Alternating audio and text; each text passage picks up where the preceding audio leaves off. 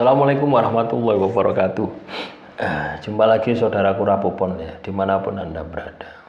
Ya, ini masih tema ya, tema kaitannya dengan Gus Miftah ya.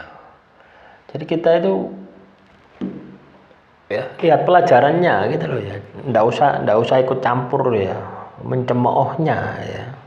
Kita lihat pelajarannya, apa yang bisa kita petik dari peristiwa itu. Ya,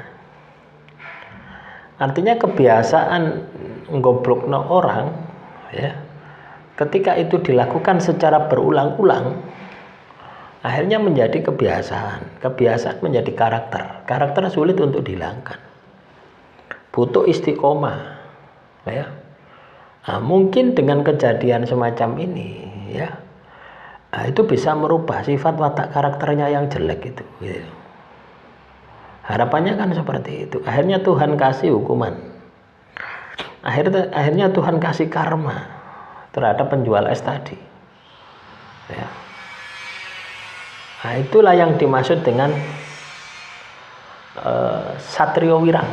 Ya. Jadi Satrio Wirang ini kondisi dijatuhkan sejatuh-jatuhnya.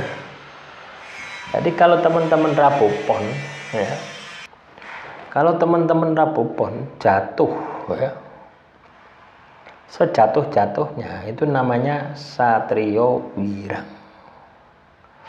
ya. Jadi Satrio Wirang itu seperti itu teman-teman ya. Jadi pelajaran hidup yang kita pahami itu ya.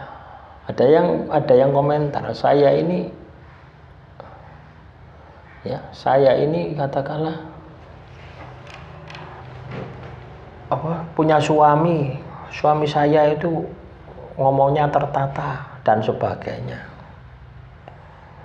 ya, lebih banyak mendengar ya kalau di depan Anda ya. Coba ya, kadang kita itu gini loh teman-teman ya, kita itu melihat itu jangan subjektivitas gitu loh ya. Kita melihat dari sudut pandang orang lain itu akan objektif gitu loh ya.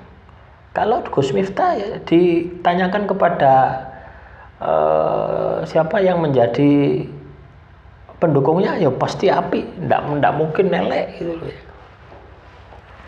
Tapi kalau kita melihat dari sudut pandang musuhnya, itu malah akan objektif, akan kelihatan celahnya. Bukan berarti mencari kesalahan, bukan gitu loh ya. Nah, coba Anda usahakan seperti itu, supaya Anda itu bisa mengenal diri Anda secara objektif. Ya, kita belajar ya. Rapopon itu punya potensi itu ya, Satrio Wirang.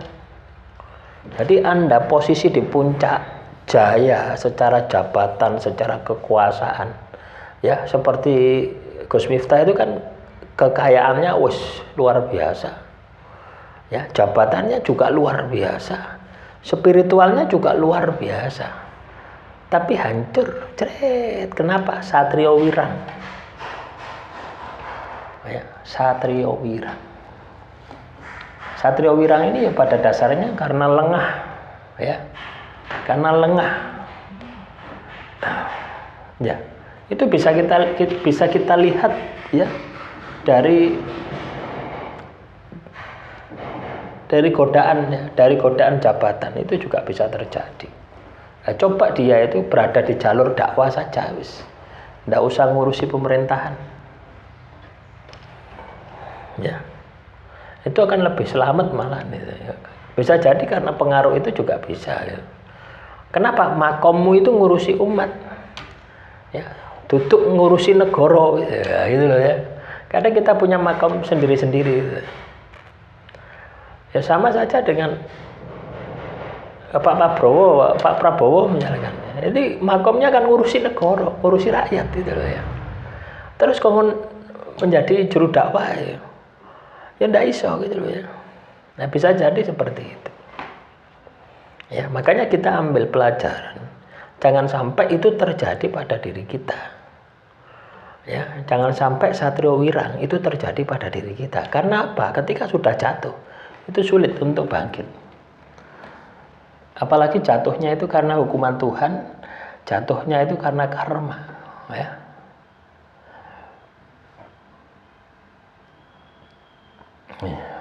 Paham ya? Nah,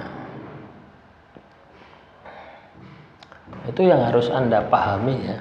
Itu yang Anda harus sikapi di dalam kehidupan Anda. Jadi itu teman-teman. Ya. Itu yang perlu Anda maksimalkan. Perlu Anda optimalkan di dalam kehidupan Anda.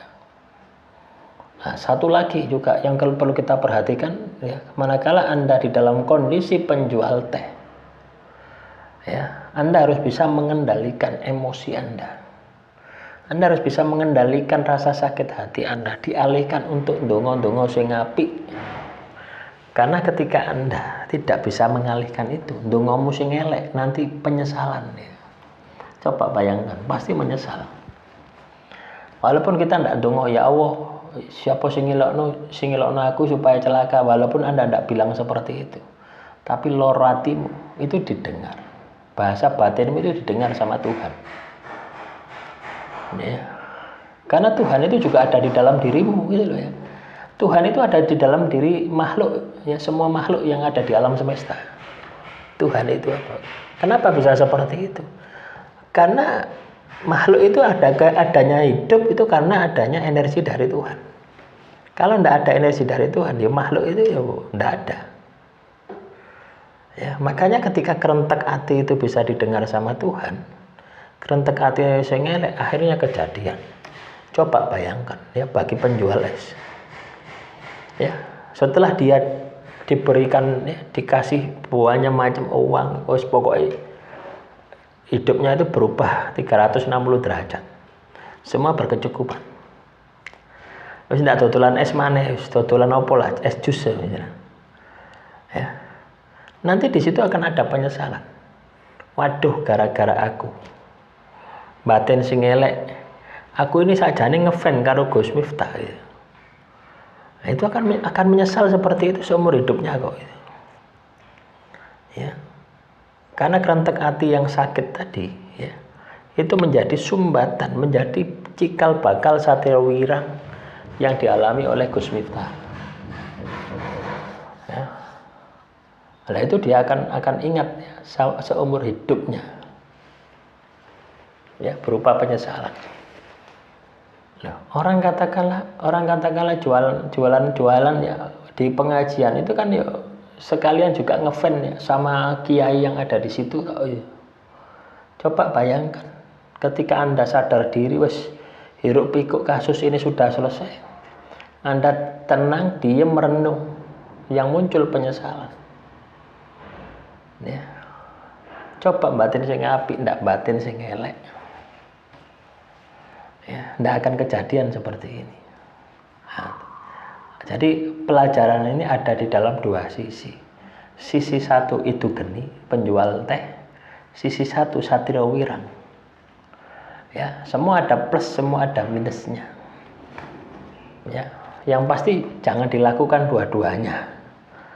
Ya, demikian saudaraku Rabupon ya. Semoga materi kali ini bisa bermanfaat ya. Assalamualaikum warahmatullahi wabarakatuh. Salam rahayu, rahayu, rahayu.